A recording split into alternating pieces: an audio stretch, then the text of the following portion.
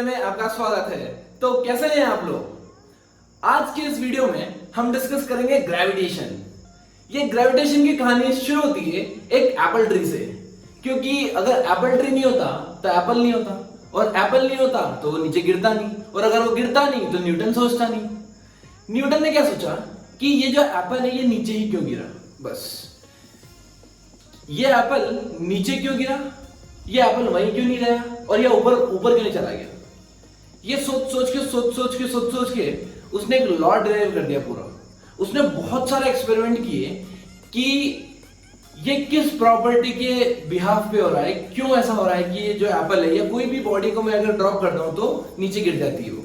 ठीक है, अब उसने क्या लॉ स्टेट किया, all physical bodies are subject to the action of force of mutual gravitation attraction. ठीक है, बहुत अच्छा लगा, कुछ भी समझ में नहीं आया। मान लीजिए कि एक मैटर है, ठीक है, एक मैटर है, ठीक है। अब मैटर के पास होगा कुछ ना कुछ मास तो होगा ही होगा। उसके पास क्या होता है, एलिमेंट्री पार्टिकल्स। क्या होता है दोस्तों, एलिमेंट्री पार्टिकल्स। एलिमेंट्री पार्टिकल्स मतलब एक होता है मास और दूसरा होता है चार्ज। हर बॉडी के पास होता है। जैसे अपनी बॉडी के अंदर क्या एटम्स है, एटम्स पे क्या होंगे, छोटे छोटे मतलब मास भी होगा कुछ ना कुछ और चार्ज भी होगा कुछ ना कुछ। ठीक है, चलिए हमारे पास नेट चार्ज कितना दोस्तों, 0। एटम न्यूट्रल होता है, या जितने पॉजिटिव चार्ज होते हैं उतने नेगेटिव चार्ज होते हैं। तो यहाँ पर ग्रेविटेशन में अपन चार्ज की बात कुछ भी नहीं करेंगे, हम सिर्फ बात किसी करेंगे दोस्तों, मास की। तब उसने क्या डिराइव किया कि ये जो कुछ भी खेल रचा रहा है ये 100% ये पार्टिकल है मास। ये पार्टिकल मास के कारण ही अट्रैक्शन हो रहा है।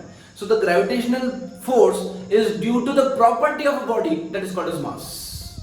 क्लियर, मास के कारण ही ग्रेविटेशन अट्रैक्शन आ रहा है। उसने क्या किया, बहुत सारे एक्सपेरिमेंट किए, फिर उसने एक सिंपल एक्सपेरिमेंट से इलस्ट्रेट करके बताया कि मान लो ये मास m1 है, ये मास m2 है, ये मास m1 है और ये मास m2 है, और इन दोनों के center to center distance d है। ध्यान से देखना दोस्तों क्या बोल रहा हूं, डिस्टेंस बिटवीन बॉडीज नहीं लिया, between the centres of the body. मतलब आप चाहते थे यहां से भी ले सकते थे, इधर इसको से इसको लेके इधर से इधर, नहीं, center of one body to the center of the second body. उसने देखा कि इन दोनों के बीच में फोर्स क्या हो रहा है, मास के प्रोपोर्शनल है, मास के proportional. Force is proportional to m1 into m2। और ये दोस्तों फोर्स अट्रैक्शन का है या रिपल्शन का, ये फोर्स ऑफ अट्रैक्शन है, ये फोर्स ऑफ अट्रैक्शन है। मतलब दो मास पार्टिकल कभी भी एक दूसरे को रिपेल नहीं करते, दो मास पार्टिकल कभी भी एक दूसरे को रिपेल नहीं करते, वो हमेशा अट्रैक्ट ही करेंगे, और attraction is directly proportional to the product of mass. ठीक है, चलिए तो मान लीजिए कि आपके क्लास में बहुत सारे बच्चे, ठीक है, दो लड़के पास में बैठे। अब क्या वो दो लड़के एक दूसरे को अट्रैक्ट करेंगे? हाँ बिल्कुल अट्रैक्ट करेंगे, राइट। और क्योंकि ये ऐसा जरूरी नहीं कि लड़का लड़की को अट्रैक्ट करे या लड़की लड़की को अट्रैक्ट, नहीं, दो लड़के भी कर सकते हैं। And it is in accordance with section 377, right. तो आजकल इंडियन रूल में सब कुछ अवेलिड है, कोई दिक्कत नहीं है ना। जितना, और एक चीज और कि जितना ज्यादा मास उतना ज्यादा force of attraction. I am not telling this, it is in accordance with Newton's law.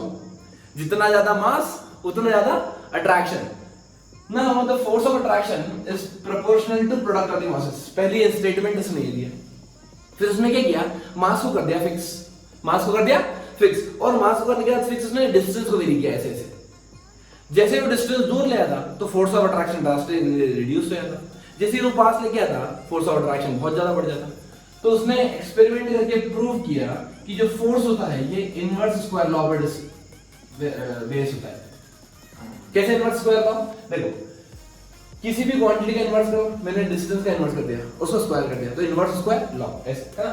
चलो, तो ये जो फोर्स ऑफ अट्रैक्शन है ये दो चीजों पे डिपेंड हो गया, एक तो प्रोडक्ट ऑफ द मासेस में, और दूसरा inversely proportional to the square of the distance में। ठीक है, ये इसके ऑब्जर्वेशन है, ध्यान सुनना दोस्तों, इसकी क्या है ऑब्जर्वेशन। इसने ऑब्जर्व किया बहुत सारे एक्सपेरिमेंट कर करके। जब इसने इन दोनों इक्वेशन को कंबाइन किया तो इसने लिखा F is equal to F is proportional to m1 into m2 by d square।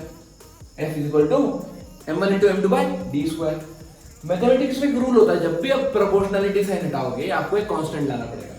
तो यहां पर वो कांस्टेंट लेके आए F is equals to K into M1 into M2 by D square. Clear? अब अगर मैं आपको दो मास दे दूं और डिस्टेंस दे दूं, ठीक है, तो क्या आप फोर्स निकाल सकते हो? नहीं निकाल सकते। अरे भैया, जब तक आपको सारी वैल्यूज पता नहीं होगी आप फोर्स निकाल सकते हो क्या? नहीं निकाल सकते। इसका मतलब इस K की वैल्यू भी चाहिए। अब न्यूटन ने इतना फॉर्मूला तो डेराइव कर लिया कि हाँ ये प्रोपोर्शनल है इसके। अब K का क्या करें? एक साइंटिस्ट हुए हेनरी कैवेंडिश, उन्होंने K की वैल्यू एक्सपेरिमेंटली प्रूव करके दे दी न्यूटन को कि न्यूटन से आपने इतनी मेहनत की है, take it as a gift. तो उन्होंने बोला कि जो फोर्स होगा वो होगा G into M1 into M2 divided by D square and this G is named as universal gravitation constant. G is named as universal gravitation constant, जिसकी value होती है 6.67 into 10 to the power -11 newton metre square by KG square. क्या चीज clear है आपको? G की value कितनी होती है दोस्तों? 6.67 into 10 to the power -11 newton metre square पर केजी स्क्वायर। तो आइए दोस्तों, अभी हमने देखा कि अगर दो बॉडीज होगी तो वो एक दूसरे को अट्रैक्ट करेगी। ठीक है, चलिए हम लेते हैं कि मान लीजिए दो बॉडीज हैं M1 M2 which are separated at a distance d. Now force vector quantity है। अच्छा, अगर ये दोनों बॉडी एक दूसरे को अट्रैक्ट करेगी तो इसके ऊपर फोर्स किधर लगेगा?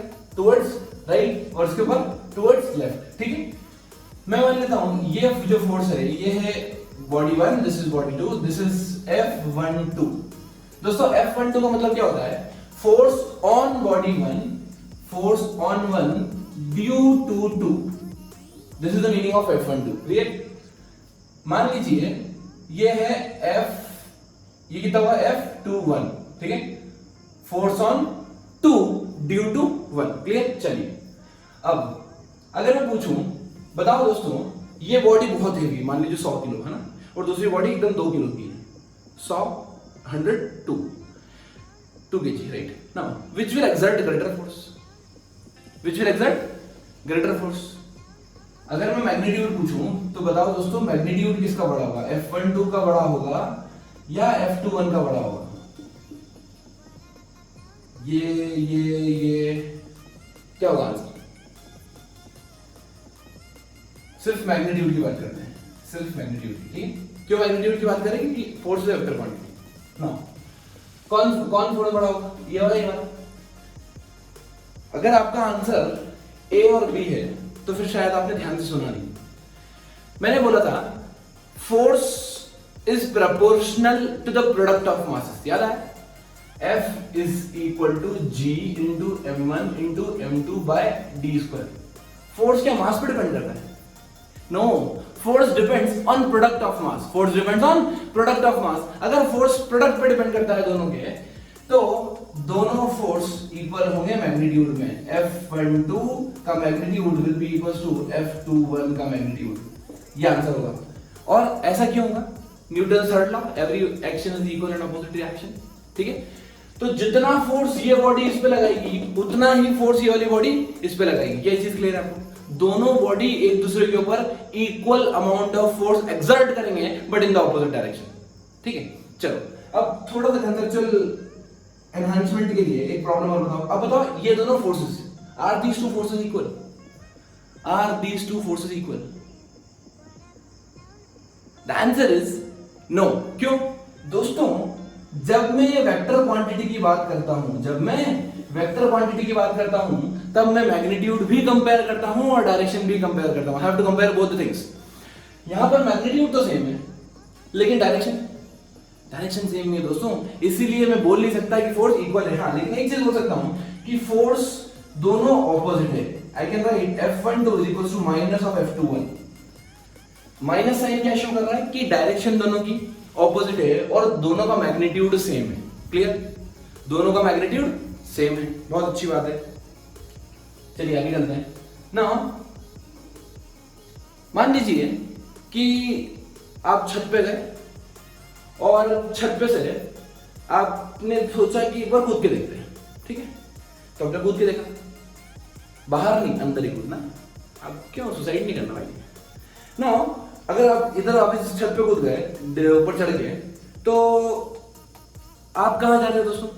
नीचे। जब आप जंप करोगे तो you are going in the Downward direction. You're going in the downward direction. Who is exerting force on you? Earth. Okay. If Earth is exerting force on you, don't you think you are also exerting force on the Earth? Yes or no? When you are going down, because of the attraction of the Earth, and according to Newton's law, if Earth is attracting you, you are also attracting the Earth. तो अर्थ को कहाँ move करना चाहिए? ऊपर. Clear? तो अर्थ move करती नहीं करती है? अर्थ मूव करती है अगर मास बहुत ज्यादा हो आपका तो. ठीक है? यूजुअली हमारा मास अर्थ के मास के कंपैरिजन में बहुत बहुत बहुत बहुत बहुत छोटा होता है. जैसे मैं मानूं mass of the earth is approximately 10 to the power 24 kg and mass of a human approximately 100 kg approx. तो डिफरेंस दिख रहा है. बट अगर यही मास आपका 10 to the power 20 10 to the power 24 के आसपास होता तो डेफिनेटली आप अर्थ को भी ऊपर मूव करवा देते. राइट? अच्छा, तो ये चीज आपको क्लियर हुई होगी. राइट? चलिए आइए दोस्तों देखते हैं कुछ एलटीक्यूज. यहां पर हमें दो मास आइडेंटिकल गिवन हैं जिनके बीच की सेपरेशन d है. राइट? इन दोनों के बीच में फोर्स निकालूंगा. मैं फोर्स कितना होगा? g into m1 into m2 by d square. Right? g into m1 into m2 by d square. दोनों मास सेम है, so I can write directly g m square by d square. Clear? अब वो बोलते हैं मान लो कि दोनों मास को हाफ हाफ कर दिया keeping the distance same. Right? तो आप फोर्स निकाल सकते हो. इस तरह के प्रॉब्लम्स काफी इजी होते हैं. जस्ट आपको m के जगह m/2 पुट करना है तो आपका न्यू फोर्स जाएगा, वो हो जाएगा m1 if m1 is equals to m2 is equals to m/2. मास को दोनों को क्या कर दिया? हाफ और डिस्टेंस फिक्स है. So this will be f/4. Right? Now in second problem let's say if they have kept the mass to be same and distance को हमने हाफ कर दिया. डिस्टेंस को हाफ कर दिया, फिर यही फॉर्मूला लगाना है. अगर डिस्टेंस को हमने d/2 कर दिया तो जैसे डिस्टेंस कम करूंगा फोर्स क्या हो जाएगा? बढ़ जाएगा. और ये स्क्वायर टाइम्स बढ़ता है तो ये हो जाएगा 4 टाइम्स f. ठीक है? तो इस तरह के सिंपल प्रॉब्लम्स को आपसे पूछ सकते हैं. नाउ कुछ इंपॉर्टेंट पॉइंट्स है जो आपको यहां पर ध्यान रखना है. दोस्तों देखो, ये फोर्स ऑफ लाइन, जो लाइन ऑफ फोर्स होता है, लाइन ऑफ फोर्स क्या इस डायरेक्शन में होता है? लाइन ऑफ फोर्स दोनों बॉडी के सेंटर से पास होती है. Correct? That's why this gravitational force is called a central force. Gravitational force is also called as central force. पहला इंपॉर्टेंट पॉइंट. दूसरा इंपॉर्टेंट पॉइंट आपने वर्क पावर एनर्जी में पढ़ा होगा कंजर्वेटिव फोर्सेस. कंजर्वेटिव फोर्सेस क्या होते हैं दोस्तों? अगर क्लोज्ड पाथ में वर्क डन निकालें तो वर्क डन हमेशा जीरो आता है. So this gravitational force is a conservative force. ये कंजर्वेटिव नेचर का है. Right? Conservative in nature. Third and very important point, मान लीजिए कि इस सिस्टम को मैंने यहां रखा है d डिस्टेंस दूर पे. इसके बीच में फोर्स कितना है? g m1 m2 by r या g m square by d square. g m1 m2 by d square और g m square by d square. अब मैंने क्या किया? इस सिस्टम को उठा के पानी में डुबो दिया या केरोसिन में डाल दिया, किसी ऑयल में डाल दिया, किसी भी मीडियम में डाल दिया, वैक्यूम में रख दो, एयर में रख दो, कहीं भी रख दो. ठीक है? क्या ये फोर्स चेंज होगा? क्या ये फोर्स चेंज होगा दोस्तों? तो हमारा आंसर होता है the force of attraction between these two particles depends on the product of the masses and the distance between the square of the distance between them.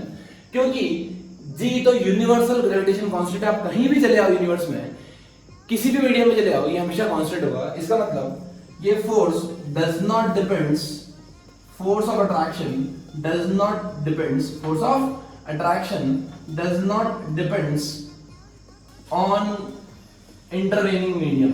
On intervening medium मतलब medium के बीच में कुछ, मतलब bodies के बीच में कुछ भी medium हो, उस पर डिपेंड नहीं करता. क्लियर? ना उन्होंने हमें एक प्रॉब्लम दिया है. क्या? इस बार वो पूछ रहे हैं कि find the force is equals proportional to r to the power n. Right? n की वैल्यू बताना है और दो बॉडीज गिवन है जिसमें डेंसिटीज गिवन और रेडियस गिवन है.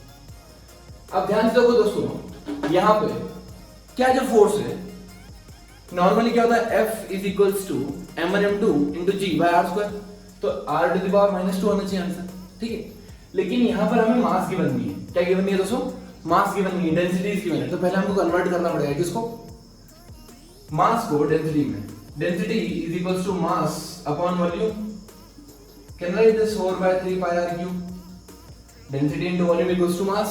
ठीक है, चलिए तो मेरा यहाँ पर फोर्स हो जाएगा, the force of interaction is equal to G into m1 into m2 by r square. तो G M square by distance कितनी दोस्तों? यहां से आता की 2r। क्लियर? तो जाएगा 2r द होल स्क्वायर। अब आप ध्यान से देखोगे, यहां आ रहा है r टू द पावर 6 और यहां आ रहा है r to the power 2। r to the power 2, तो मेरा फोर्स इज प्रोपोर्शनल आ गया r टू द पावर 4 के।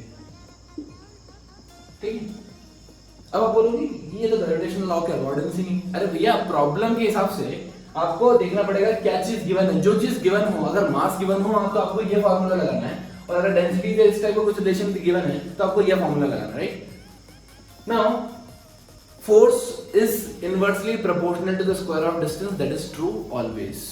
ठीक है, इसका मतलब ये मत समझ लेना दोस्तों कि force of r to the power 4 के प्रोपोर्शनल है, किसी और पावर के प्रोपोर्शनल है। Force between the particles always proportional to the square inverse of the square of the distance between them। यहाँ पे देखते हैं एक और एंटीक्यूब। एक कैपिटल मास m है, इस मास को उन्होंने क्या किया? उन्होंने दो पार्ट में ब्रेक कर दिया। Right, may be equal may be unequal. Right, उन्होंने दो पार्ट में ब्रेक कर दिया। ब्रेक करने के बाद उन्होंने फिक्स्ड डिस्टेंस पे रख दिया दोनों को फिक्स्ड डिस्टेंस पे रख दिया। d ये फिक्स्ड है। अब हम मुझसे पूछ रहे हैं कि what should be the ratio of mass. ये जो रेशियो है, मान लीजिए m1 और m2 पार्ट में रख दिया, m1 by m2, what should be the ratio of mass, or they are asking what should be the ratio of mass with respect to total mass such that the force of interaction between them is maximum।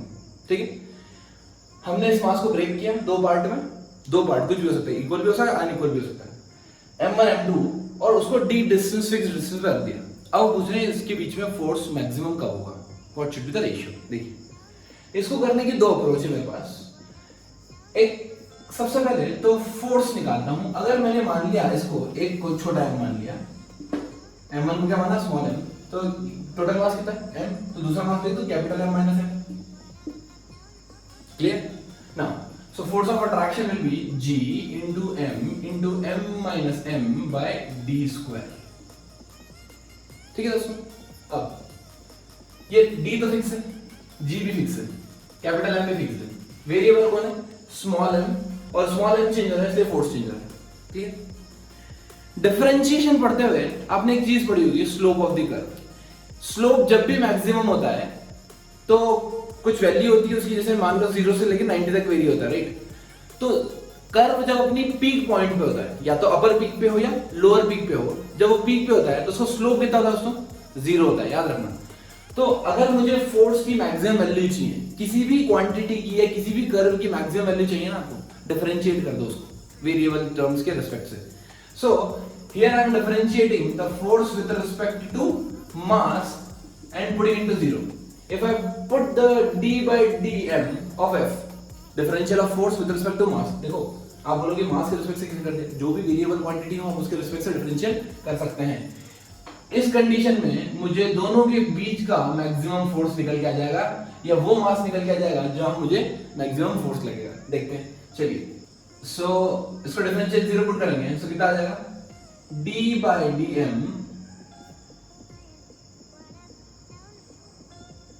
gmm by d square minus gm square by d square. Right, मैंने क्या किया दोस्तों? इसको multiply कर दिया अंदर bracket के उसके। अब एक काम करो, दोनों का पार्शियली, इसको इक्वल टू डिफरेंशियल 0 होगा। राइट, अब मैं क्या कर रहा हूं, जो कांस्टेंट क्वांटिटी हमको बाहर निकाल लो, तो जाएगा gm by d square into d by dm of m। Right, अब इसका डिफरेंशियल इसका करेंगे तो g by d स्क्वायर बाहर निकाल लीजिए, d by dm of m square. Clear? चलिए, इज इक्वल टू 0। ना dm by dm कितना दोस्तों? dm by dm1, d by dm of m1, जैसे d by dx of x1 होता है, d by dm of m square, याद है d by dx of x square 2x, तो यहाँ पे कितना आ जाएगा ये? gm by D square into 1 minus G by D square into 2m is equal to 0। Correct. अब मैं इसको आरएचएस में ले आता हूँ।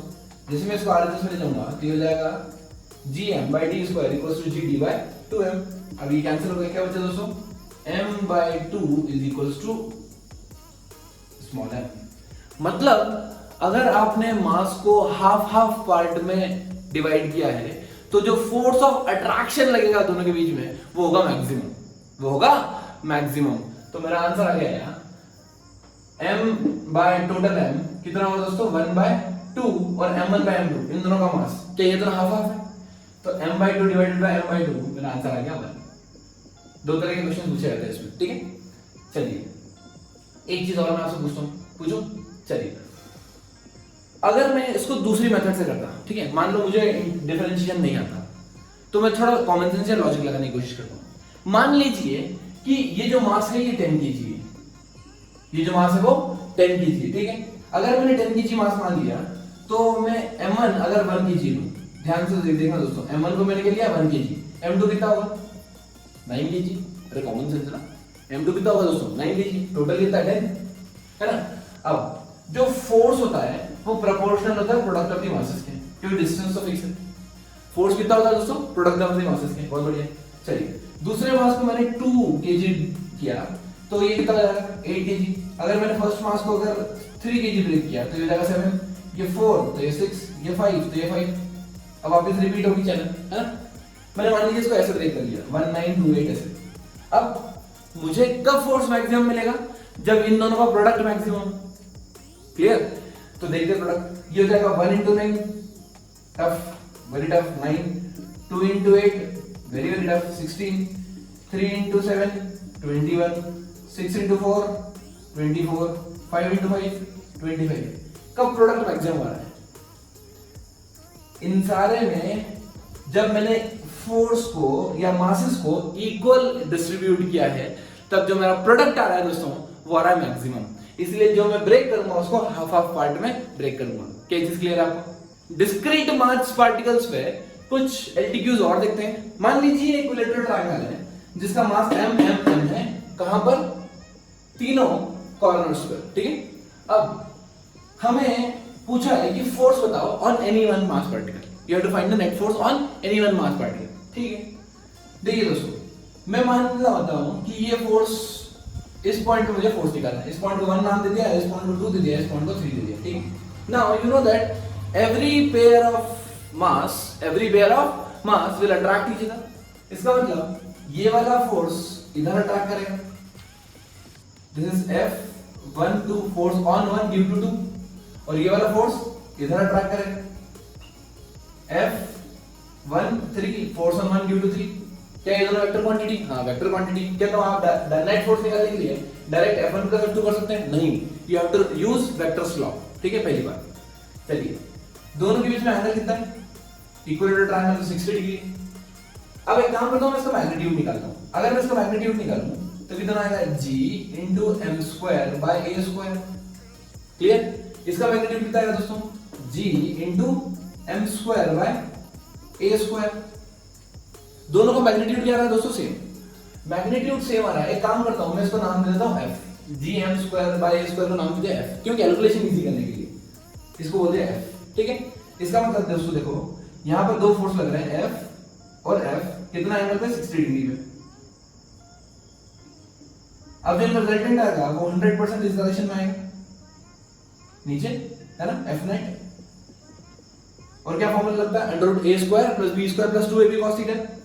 सो I am writing √a² + b² + 2ab cos 60। cos 60 कितना दोस्तों, 1/2, तो मेरा आंसर आएगा √3f। मतलब ये नेट फोर्स आया हुआ है √3 into f की वैल्यू क्या है, gm² by a²। और अगर आपको डायरेक्शन देना है तो आप -j भी लिख सकते हैं इस पॉइंट पे। क्लियर। चलिए अब देखते हैं, यहां पे एक स्क्वायर गिवन है। अब एक स्क्वायर के किसी भी एक पॉइंट पे एक मास के ऊपर हमें फोर्स निकालना है, हम निकालते हैं इसके ऊपर, ठीक है। चलिए मान लीजिए नाम दे दिया मैंने 1 2 3 4 get on the dense floor. ये फोर्स इस डायरेक्शन में लगेगा दोस्तों, देखो ध्यान से, ये वाला जो फोर्स है ये इधर लगेगा, करेक्ट, F12, ये फोर्स कहां लगेगा, इधर लगेगा, और ये फोर्स कहां लगेगा दोस्तों, इस डायरेक्शन में लगेगा, डायगोनल के अलावा। क्या तीनों फोर्सेस सेम होंगे, मैग्नीट्यूड वाइज क्या सेम होंगे? नहीं। देखो प्रोडक्ट ऑफ मास है, इनका सेम है, इनका सेम है, इनका भी सेम है, लेकिन डिस्टेंस सेम थोड़ी दोस्तों। यहाँ डिस्टेंस a है, यहाँ a है, ये फोर्स का मैग्नीट्यूड सेम होगा, लेकिन ये √2 है, डायगोनल है। तो मैं काम करता हूँ, सबसे पहले फोर्सेस निकालता हूँ मैग्नीट्यूड वाइज। F12 कितना आएगा, gm² बाय a²। F14 कितना आएगा, gm² बाय a²। F13 कितना आएगा, gm² by √2a the whole square, right, √2a the whole square. अब मैं काम करता हूँ gm² बाय a² पर, जैसे कैलकुलेशन इजी करने के लिए मैंने यहाँ f लिखा था, वहां भी क्या लिखता हूँ, इसको बोलता हूँ f, इसको बोलता हूँ f, इसको बोलता हूँ f/2 √2a², करेक्ट, f/2। मतलब हमें एक 25 पता पड़ गई कि यहाँ पे दो फोर्स लग रहे हैं f और f, और ये डायगोनल पे लग रहा है 45 डिग्री पे है, f/2।